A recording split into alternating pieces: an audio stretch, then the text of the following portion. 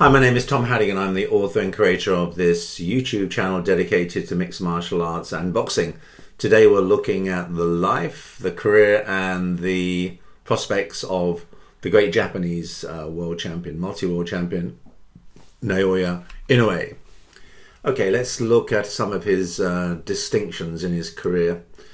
So he's held the Undisputed Championship as a super bantamweight and a bantamweight. He's held world titles at light flyweight, junior bantamweight, unified bantamweight, and he's also held the bantamweight lineal championship. So this is Inoue on the right here. Now this is Mike Tyson, celebrated boxer of the 20th century, considered by many to be one of the most formidable heavyweights in boxing history. He considers Inoue to be the monster. Other people use that tag, of course, but for that accolade to come from Mike Tyson, I think is very significant. Let's find out a little bit about Inoue. Firstly, he's a Japanese professional boxer. Today, 2024, he's about 31.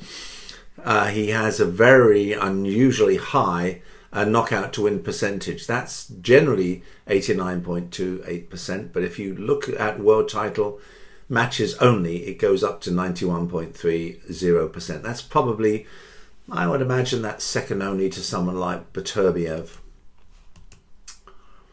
He's held obviously lineal championships of bantam and super bantamweight. He won the 2018-19 World Boxing Super Series bantamweight tournament, and in June 2022 he became the first Japanese boxer to be ranked #1 in the world pound for pound by The Ring.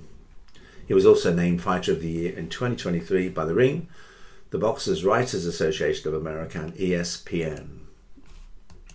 Now we've already looked at this, so I'll just keep it on there for your perusal. Now this is a great picture of Inoue.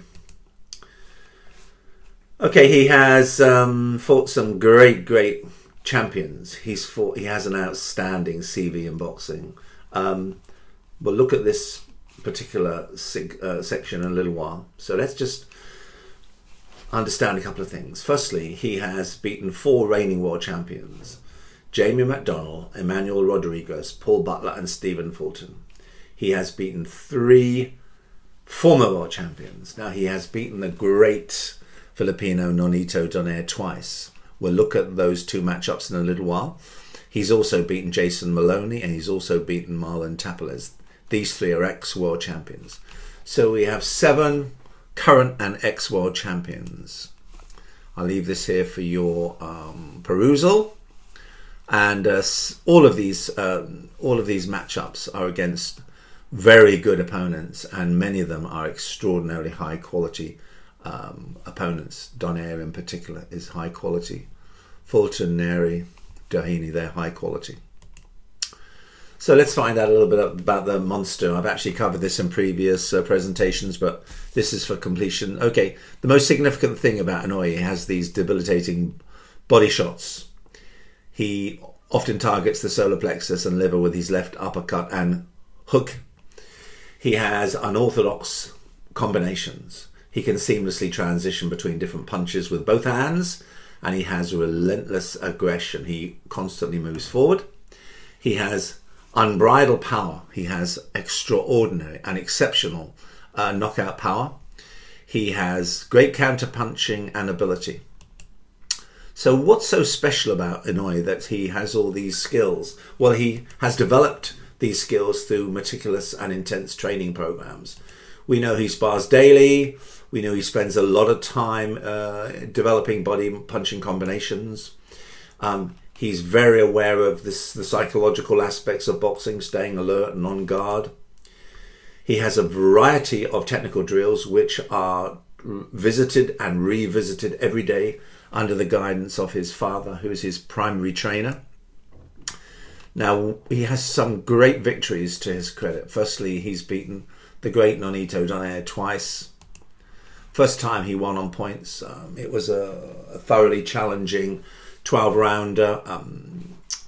Donaire damaged his orbital bone, fractured it early on in the contest, but Donaire was knocked down in the 11th round. It was a unanimous victory for Inoue on points. Then the return which took place 7th of June 2022. This was a resounding victory for Inoue. He knocked him out in he knocked his opponent out in the second round.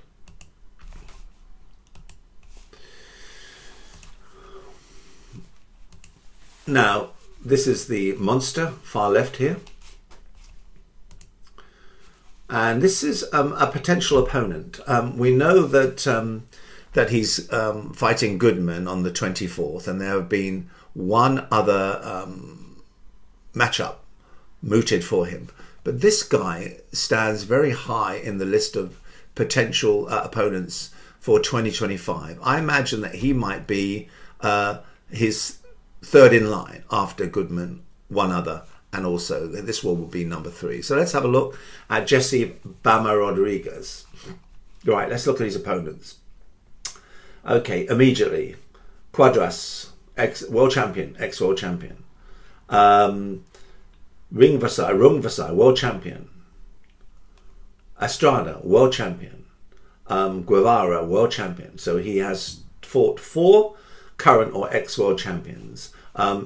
Not as distinguished as Inoue, but simply distinguished, certainly. So let's find out a little bit about Jesse Bama, or Bam Rodriguez. Jesse Bam Rodriguez is a rising star in the world of boxing. He's recognized for his skill, speed, adaptability in the ring. And as I said, 2 world champions, 2 world champions. Okay, strengths. Well, he has exceptional boxing fundamentals. He has quick hand speed and ability to move fluidly. I don't think his hand speed is quite as fast as Inoue's. He has a very high quality insight into boxing strategies and techniques. He knows how to change his strategies mid-fight. He's mature for a young man. He's mature in the ring. He has a very good ring IQ. He has a southpaw stance. That gives him a natural advantage.